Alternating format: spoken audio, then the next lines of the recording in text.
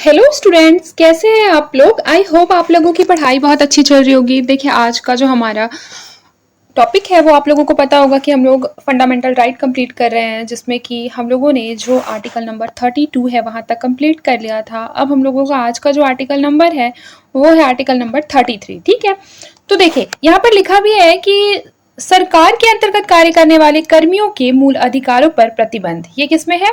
Article number 33 के अंतर्गत है। देखिए, अगर कोई भी आपके मतलब आपसे ये पूछता है कि जो अनुच्छेद 33 है मतलब वह किस बारे में है, तो आपका जो जवाब होगा वो आपके माइंड में तुरंत क्लिक करना चाहिए कि यह विशेष रूप से सशस्त्र बलों या पुलिस बलों या फिर खुफिया एजेंसियों से जुड़ा हुआ एक अनुच्छेद है। यह अनुच्छेद सरकार को यह जो है वो राइट देता है कि वह इन बलों के सदस्यों के मौलिक अधिकारों को या तो सीमित करे या तो प्रतिबंधित कर सके, है ना। क्यों ऐसा कर सकती है जो गवर्नमेंट है? ताकि इनकी जो ड्यूटी है और इनकी अनुशासन इसको बनाया रखा जा सके। क्योंकि मान लीजिए ये लोग जो हैं खुफिया एजेंसियों से जुड़े लोग या फिर सशस्त्र बलों से, पुलिस बलों से, अगर ये जो है ये अपने अनुशासन को और अपनी ड्यूटी, अपने कर्तव्यों को ठीक से नहीं निभाएंगे तो आपको पता है कि उससे देश को कितना बड़ा खतरा हो सकता है। तो इसलिए सरकार क्या करती है कि इनके जो मूल अधिकार हैं उस पर कुछ प्रतिबंध लगाती है। देखिए, अगर मैं इसको आसान भाषा में आपको समझाऊं तो आर्टिकल नंबर 33 ये कहता है कि जो पार्लियामेंट है वो एक कानून बनाकर यह फिक्स कर सकती है कि सेना, पुलिस, खुफिया एजेंसी और कोई भी संबंधित विभागों में काम करने वाले कर्मचारियों को संविधान में दिए गए कौन कौन से मौलिक अधिकार सीमित या फिर छीन लिए जाएंगे, ताकि वे अपने कर्तव्यों का सही ढंग से पालन कर सके, अनुशासन को बनाए रखे। उदाहरण के साथ अगर इसको समझे तो जैसे मान लीजिए कि सेना के जवानों को हड़ताल करने का अधिकार जो है वो प्राप्त हो जाए, तो आप लोग समझ रहे हैं कि क्या होगा हमारे देश का। इस वजह से ही सेना में जो जवान लोग रहते हैं उनको हड़ताल करने का अधिकार नहीं होता, जबकि सामान्य नागरिक जो है उसको अनुच्छेद 19 क्लॉज 1A के तहत क्या है? बोलने की आजादी है, अभिव्यक्ति की आजादी है, संघ बनाने की आजादी है। ये बात तो मैं आप लोगों को बता चुकी हूँ। आर्टिकल नंबर जब मैं 19 पढ़ा रही थी तो मैंने ये सारी बातें बताई थी। बट ये सोचिए कि अगर एक खुफिया एजेंसी का आदमी, जिसे कि बेसिकली गुप्तचर बनाया गया है किसी विभिन्न देश में, अगर वो ये बात बोले कि अभिव्यक्ति का अधिकार जो है वह मेरा मूलभूत अधिकार है आर्टिकल 19 के अंतर्गत, तो बताइए हमारे देश की जो सारी गुप्त चीजें हैं वह तो दूसरे कंट्री को पता चल जाएंगी, है ना। यानी कि वह जो गुप्तचर है उसे यह अधिकार प्राप्त नहीं है, उस पर कुछ प्रतिबंध लगाए गए हैं उसके मूल अधिकार पर। ठीक है। या फिर मान लीजिए, जैसे कि देख लीजिए, सेना में जो लोग रहते हैं वो लोग तो काफी शक्तिशाली होते हैं।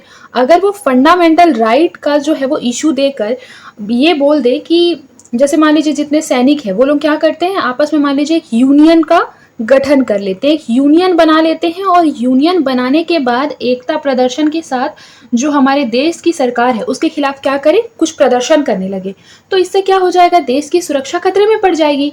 इसीलिए आर्टिकल 33 जो है, आर्टिकल 33, इसके अंतर्गत क्या है, इन अधिकारों को कुछ सीमित कर दिया गया है, प्रतिबंधित कर दिया गया है। तो अगर आपसे कोई ये क्वेश्चन पूछता है कि आर्टिकल नंबर 33 क्यों जरूरी है, क्यों इम्पोर्टेंट है, तो आपको तुरंत बोलना है कि अनुशासन बनाए रखने के लिए, गोपनीय जानकारी की सुरक्षा के लिए, राष्ट्रीय सुरक्षा को सुनिश्चित करने के लिए ये एक बहुत इंपॉर्टेंट आर्टिकल है। ये बात आपको कहना है, ठीक है। और याद रखिएगा, आर्टिकल नंबर 33 के अंतर्गत बहुत से लोग आते हैं, जैसे कि सैन्य बलों के जो सदस्य हैं, यहाँ साफ साफ लिखा है सैन्य बलों के सदस्य हैं, एयरफोर्स के हो गए मेंबर, या फिर आर्मी के ऑफिसर्स हो गए, नेवी ऑफिसर्स हो गए, लोक व्यवस्था बनाए रखने के लिए तैनात कर्मी जैसे BSF हो गए, पुलिस हो गई, आसूचना तंत्र में तैनात कर्मी जैसे रॉ, IB, MI के लोग हो गए, ठीक है, संचार तंत्र में तैनात कर्मचारी हो गए। तो इस तरीके से ये लोगों को क्या है, आर्टिकल नंबर 33 के तहत इनके मूल अधिकारों पर कुछ प्रतिबंध लगाए गए हैं। तो अगर आपको आर्टिकल नंबर 33 समझ में आ गया है तो हम लोग अब आर्टिकल नंबर 34 की ओर चलते हैं। तो आर्टिकल नंबर 34 में लिखा है कि किसी क्षेत्र विशेष में मूल अधिकारों को प्रतिबंधित करने का प्रावधान। देखिए, पहले मैं इसको आसान भाषा में समझाती हूँ, फिर देखेंगे कि यहाँ 4 पॉइंट क्या लिखे हुए हैं, ठीक है। देखिए, जब किसी भी देश में किसी जैसे कोई भी ऐसा देश है जहाँ की कोई भी इंपॉर्टेंट एक हिस्सा है, वहां पर मार्शल लॉ लागू किया जाता है, यानी कि सैन्य शासन। मार्शल लॉ का मतलब क्या होता है, सैन्य शासन, सेना का शासन। तब संसद को यह अधिकार है कि वह कानून बनाकर क्या करे, नागरिकों के मौलिक अधिकारों पर कुछ न कुछ प्रतिबंध लगा सकती है। इसके साथ ही अगर किसी व्यक्ति का नुकसान हो जाता है तो उसे मुआवजा देने की भी प्रक्रिया जो है वो संसद ही तय करती है। यानी कि अनुच्छेद अगर 34 की बात की जाए, आर्टिकल नंबर 34 की, बात की जाए तो उसमें ये कहा गया है कि जब भारत के किसी भाग में मार्शल लॉ लागू होता है तो संसद यह कानून बना सकती है कि मौलिक अधिकारों पर किस हद तक प्रतिबंध लगाया जाएगा। इसका कानून कौन बनाएगा? संसद बनाएगी। और इस अवधि में किए गए किसी भी कार्य के लिए किसी पर मुकदमा न चले और यदि किसी को कोई नुकसान हो जाता है तो उसकी क्षतिपूर्ति कैसे दी जाए, ये सारी चीजें जो है वो कौन तय करेगी? संसद तय करेगी।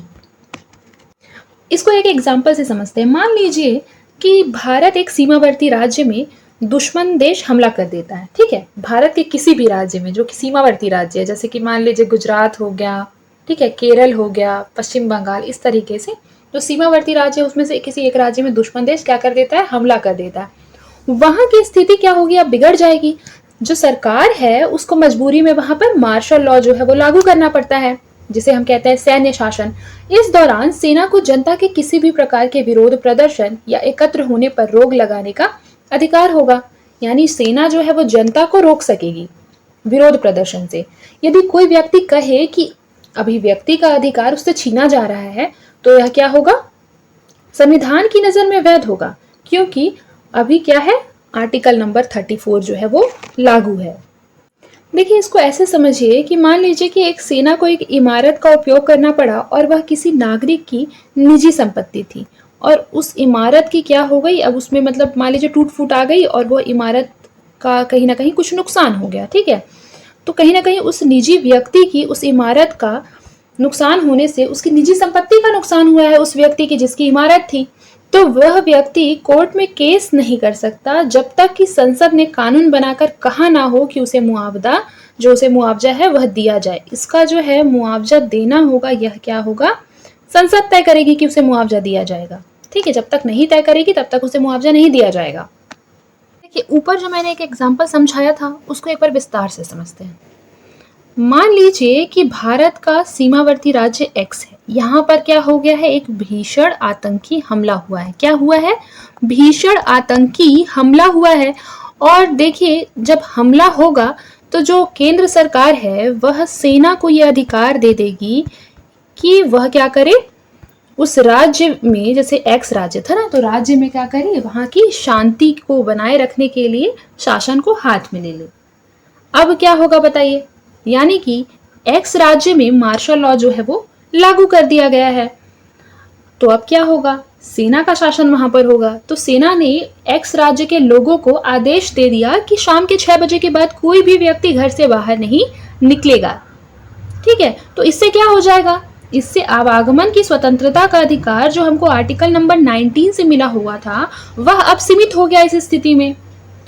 फिर देखिए कि कुछ प्रदर्शनकारी अभिव्यक्ति की स्वतंत्रता के नाम पर सड़कों पर उतर आए, ठीक है। तो अब क्या कर लिया? सेना ने उसे गिरफ्तार कर लिया।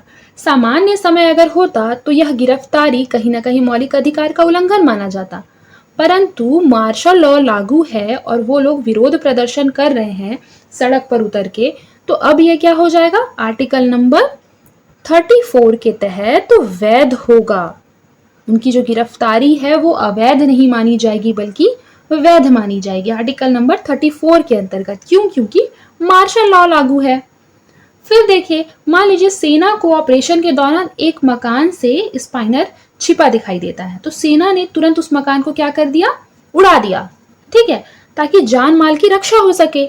लेकिन कहीं ना कहीं संपत्ति का नुकसान तो हुआ किसी व्यक्ति का। तो बाद में मकान मालिक ने कोर्ट में क्या कर दिया? दावा किया कि मेरी संपत्ति का नुकसान हो गया है, मुझे मुआवजा दे दो। लेकिन कोर्ट ने इस स्थिति में क्या कहा? कोर्ट ने कहा कि मुकदमा सीधे स्वीकार नहीं किया जा सकता जब तक संसद कोई कानून न बनाए जो कि मुआवजे का प्रावधान करे। यानी न्यायालय कुछ नहीं कर सकता। कौन कर सकता है? संसद। संसद को ये जो है वो कानून बनाना है कि मुआवजा किस तरीके से और कितना किस आधार पर दिया जाएगा। तो तब तक न्यायालय कुछ नहीं कर सकती, ठीक है। तो यानी कि यार अनुच्छेद 34 जो है उसके तहत सेना को कानूनी रूप से सुरक्षा देता है, याद रखिएगा। तो इससे हम लोगों को क्या मतलब, हम लोगों को कुछ ना कुछ कंक्लूजन मिला। क्या कंक्लूजन मिला? यह कि देश की जो सुरक्षा है, जो सिक्योरिटी है, वह क्या है? सर्वोपरि है। संकट का जब टाइम आएगा, तब जब कानून पूरी व्यवस्था कहीं ना कहीं टूट फूट जाएगी, तो सेना को कहीं ना कहीं कुछ विशेष अधिकार अवश्य इससे प्राप्त होंगे। लेकिन जो आर्टिकल नंबर 34 है, यह भी सुनिश्चित करता है कि बाद में नागरिकों को न्याय मिल सकता है, मुआवजा मिल सकता है अगर संसद वैसा कानून बना देती है तो। आई होप कि आप लोगों को आर्टिकल नंबर 34 जो है वो अच्छे से समझ में आया होगा। मैंने पूरी कोशिश की है कि मैं आसान भाषा में उसको समझा सकूं। अब देखिए यहाँ पर क्या लिखा है, मूल अधिकारों को प्रतिबंधित करने का प्रावधान ना, एक बार इसको भी पढ़ लेते हैं। यदि भारत के किसी भी क्षेत्र में मार्शल लॉ लागू हो तो भी क्या हो सकता है बताइए, कुछ ना कुछ मूल अधिकार पर प्रतिबंध लगाया जा सकता है। तो इसे बनाए रखने के लिए तैनात कर्मचारियों की क्षति अथवा नुकसान की भरपाई की जाएगी, संसद चाहे तो। ये वाला तो मैंने बताया है। फिर देखिए, इन सेवकों के द्वारा दिए गए दंड एवं किए गए कार्य को वैधानिकता प्रदान की जाएगी, बिल्कुल सही। फिर है, इसके लिए संसद विशेष अधिनियम का निर्माण करेगी। अब यहाँ देखिए मार्शल लॉ क्या होता है, ये देख लेते हैं। अब देखिए मार्शल लॉ, लोक व्यवस्था बनाए रखना सिविल प्रशासन का कार्य है, परंतु सिविल प्रशासन बनाए रखने में विफल हो जाए तो सेना की सहायता ली जा सकती है। इसकी घोषणा राष्ट्रपति अथवा राज्यपाल कर सकता है। यह समूचे राज्य में अथवा राज्य के कुछ क्षेत्र में प्रयुक्त किया जा सकता है। ये चीज तो मैंने आपको सेम टू सेम बताया है, तो आई होप कि आपको ये समझ में भी आ गया होगा। अब देखिए यहाँ पर लिखा है मार्शल लॉ एवं मानवाधिकार। फिर देखिए मार्शल लॉ एवं मानवाधिकार, पहला पॉइंट है कि मार्शल लॉ जिन क्षेत्रों में लागू होता है वहां लोक व्यवस्था बनाए रखने का अधिकार सैन्य बलों को दिया जाता है और सैन्य बलों के द्वारा की गई किसी भी कार्यवाही के लिए उन्हें सामान्य न्यायालय के समक्ष उत्तरदायी नहीं ठहराया जा सकता। फिर देखिए लिखा है आफ्स्पा यानी कि arm forces special power act के अंतर्गत सैन्य अधिकारों को विशेष संरक्षण दिया गया है और इसके प्रयोग के दौरान अनुच्छेद 19, 20, 21 निरर्थक हो जाते हैं। ये सारी चीजें मैं आपको बता चुकी हूँ। इस वजह से ही क्या होता है, उस राज्य में जहां पर मार्शल लॉ लागू होता है वहां पर मौलिक अधिकार समाप्त हो जाते हैं। अब देखिए लिखा है मानवाधिकार कार्यकर्ताओं का मानना है कि यह राज्य आतंकवाद है, लेकिन सरकार का दृष्टिकोण क्या है यह जानना बेहद इंपॉर्टेंट हो जाता है। तो देखिए सरकार का मानना है कि पूर्वोत्तर राज्यों में एवं जम्मू कश्मीर में उग्रवाद मिलिटेंसी के कारण राष्ट्रीय एकता अखंडता पर ही खतरा उत्पन्न हो गया है, जिसके संरक्षण के लिए क्या बनाया जा सकता है, कठोर कानून बनाया जा सकता है, क्योंकि कठोर कानून के बनाने की आवश्यकता है, ऐसा सरकार कहती है। ठीक है, सरकार का दृष्टिकोण है।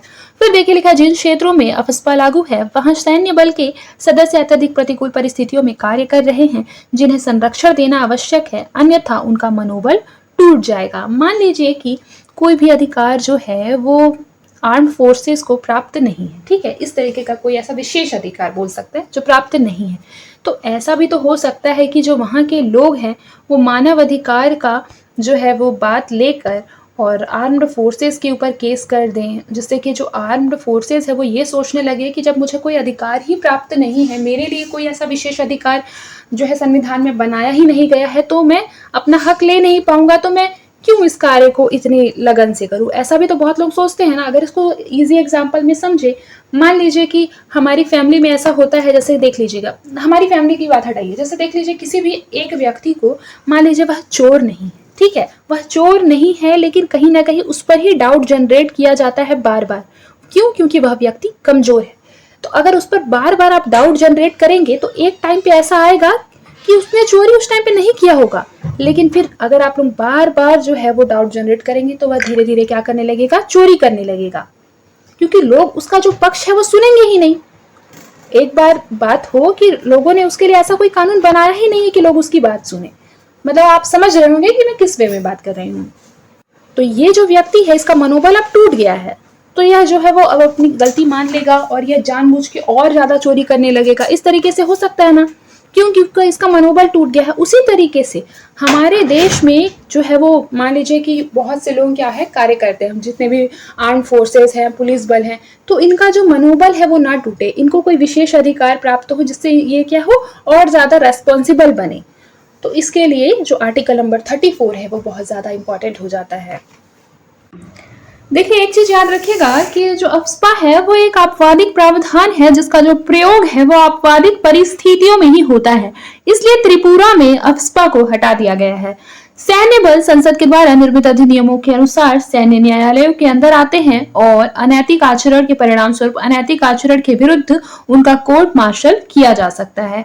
अब देखिए ये तो सरकार का दृष्टिकोण था, न्यायालय का क्या दृष्टिकोण है इसे भी थोड़ा समझ लेते हैं।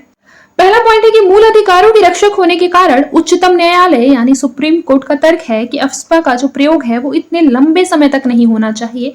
यानी कि अगर अफ्स्पा का प्रयोग हो गया है किसी भी क्षेत्र विशेष पर तो उसका जो ड्यूरेशन है वो काफी ज्यादा लंबा नहीं होना चाहिए, मतलब थोड़े टाइम के लिए होना चाहिए, जितना में जो वहां का सिचुएशन है वो कंट्रोल हो जाए। लेकिन आप लोगों ने देखा होगा कि सालों साल तक क्या हो जाते हैं, इसकी ड्यूरेशन बढ़ती जाती है।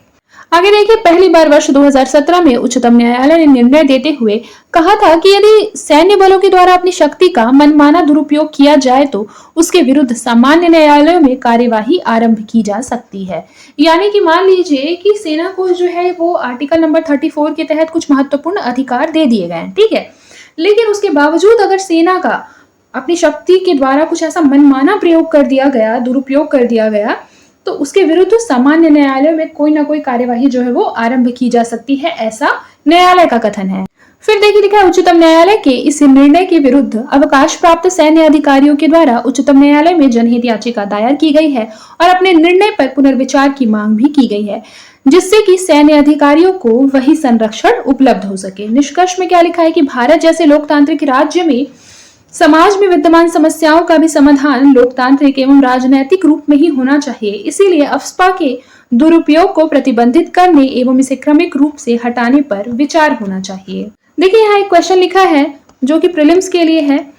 लिखा है कि जनहित याचिकाएं सुने जाने का जो, सबसे पहले तो असत्य कथन की पहचान करना है, फिर देखिए स्टेटमेंट पढ़िए। लिखा है जनहित याचिकाएं सुने जाने का अधिकार का विस्तार है, मतलब कि सुने जाने का जो अधिकार है उसका विस्तार कौन है, PIL, जिसे हम जनहित याचिका कहते हैं। फिर देखिए, समानता की प्राप्ति के लिए स्वतंत्रता का दमन किया जा सकता है, ये बात तो बिल्कुल ही गलत है, यानी ऑप्शन नंबर ए जो है वो सही है।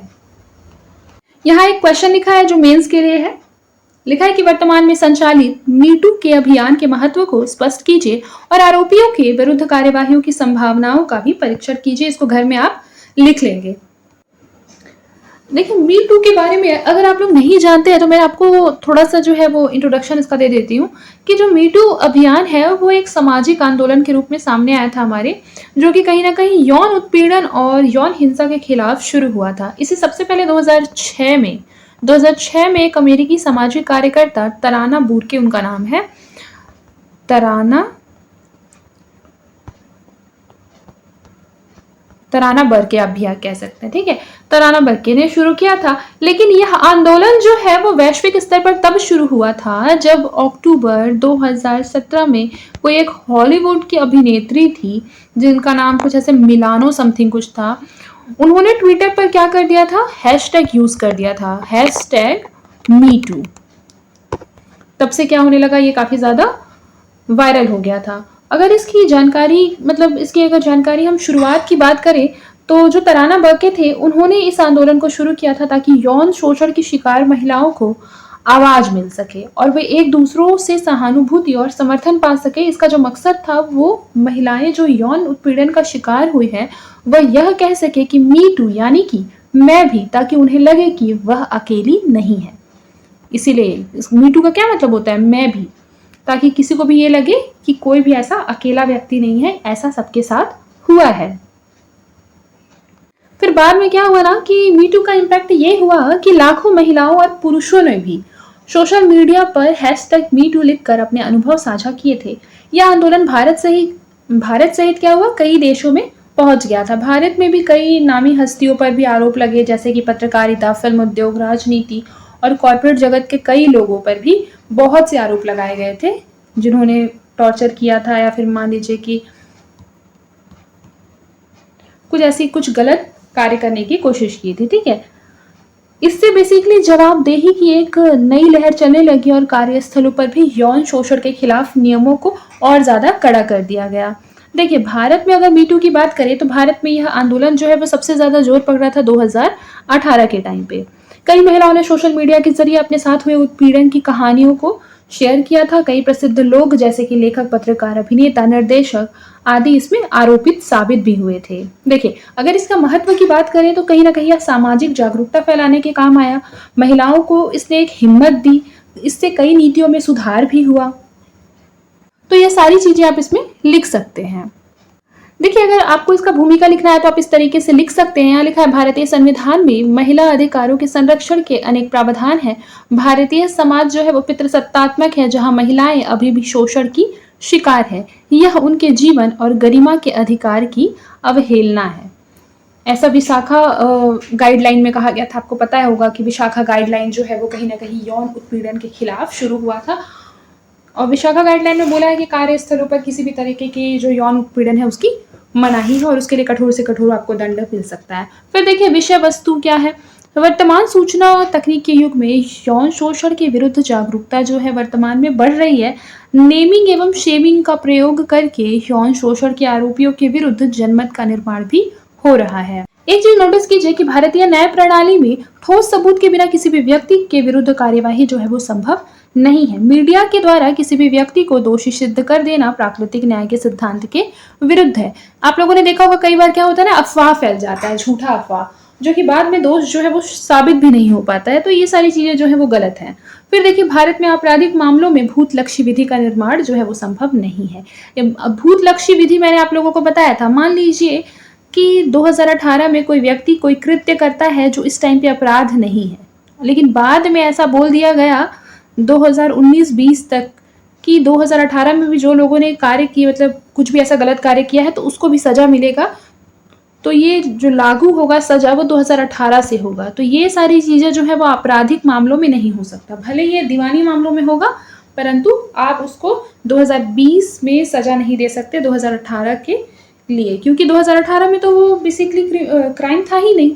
2020 में आपने उसको क्राइम प्रूफ किया है, तो आप 2018 में जाकर उसको आपराधिक मामलों के लिए सजा नहीं दे सकते। निष्कर्ष में देखिए कि मी टू प्रचार के द्वारा महिला एवं बाल विकास मंत्रालय ने यौन शोषण प्रतिबंधित करने के लिए विशाखा निर्देशों को प्रभावी रूप से क्रियान्वित करने की आवश्यकता है, जिसमें कि राष्ट्रीय महिला आयोग की सहायता भी ली जा सकती है। देखिए, प्रीलिम्स में एक क्वेश्चन आ सकता है कि जीवन के अधिकार से संबंधित निम्नलिखित कथनों पर विचार कीजिए। देखिए, लिखा है, जीवन का अधिकार मूल अधिकारों में भी मूल है। ये बात सही है। धार्मिक अधिकार सामाजिक परंपराओं के आधार पर सीमित किए जा सकते हैं। तो धार्मिक अधिकार को सामाजिक परंपराओं के अधिकार पर सीमित नहीं किया जा सकता है। तो ये चीज गलत हो गया। देखिए, अब हम लोग नीति निदेशक तत्व में पहुंच गए हैं। हमारा जो फंडामेंटल राइट है वो हम लोगों ने कंप्लीट कर लिया है। तो आप लोगों को पता होगा नीति निदेशक तत्व संविधान की आत्मा कही जाती है। तो ये हम लोग नेक्स्ट क्लास में पढ़ेंगे। आज के लिए बस इतना ही। मिलते हैं अगले क्लास में। तब तक के लिए अपना ख्याल रखें और मन लगाकर पढ़ाई करते रहें।